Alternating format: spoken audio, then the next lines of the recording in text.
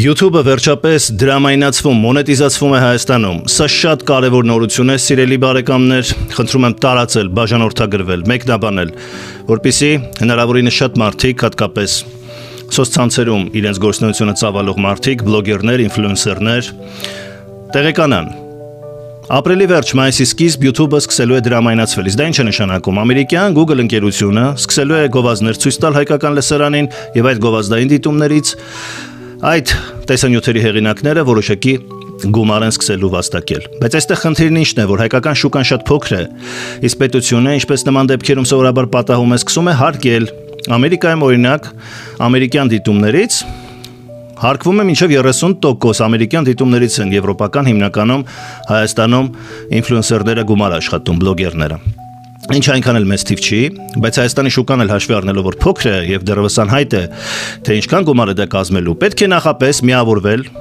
եւ պահանջել պետությունից, որ իր հարկային մահակը հանկարծ չկիրառի այս լավ նորության հնարավորության վրա, որովհետեւ սա ազատության, անկախության նորություն է մեր բոլորի համար, որը տալիս է տեխնոլոգիաները։ Յուրաքանչյուր մարդ ցանկացած մասնագիտության կլինի արվեստի ոլորտի, մշակույթի ոլորտի, շոու բիզնեսի, զվարճանքի ոլորտի, քաղաքական, սոցիալական տարբեր իրենց կոնտենտով, իրենց ստեղծագործությամբ ազատ, անկախ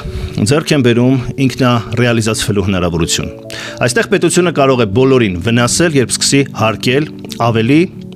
քան դա պետք է։ Հետևաբար իմ կոչն է, հորդորն է բոլորին ասելու մեր իշխանություններին, կառավարությանը, ինչպիսին էլ այն կլինի նիկոլական թե ոչ, էական չէ, որպեսզի այն չհարկվի ավելի, քան Վրաստանում է, իսկ Վրաստանում հարկվում է շրջանառության ընդամենը 1%-ը։ Հայաստանում լավ կլինի,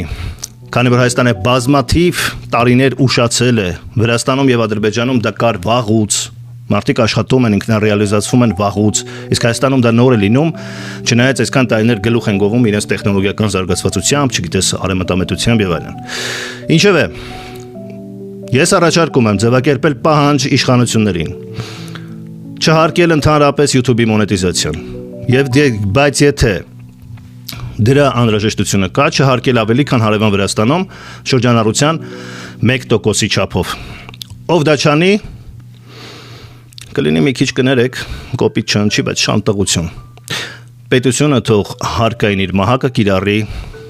ոչ ազատ, ինքնուրույն, ֆրիլանս աշխատող, ազնիվ աշխատող մարդկանց վրա, այլ գնա դեռևս թալանը հետ բերելու իրենց խոստումները կատարեն։ Այս լավ նորությունը, որը գալիս է արևմուտքից եւ Google ընկերության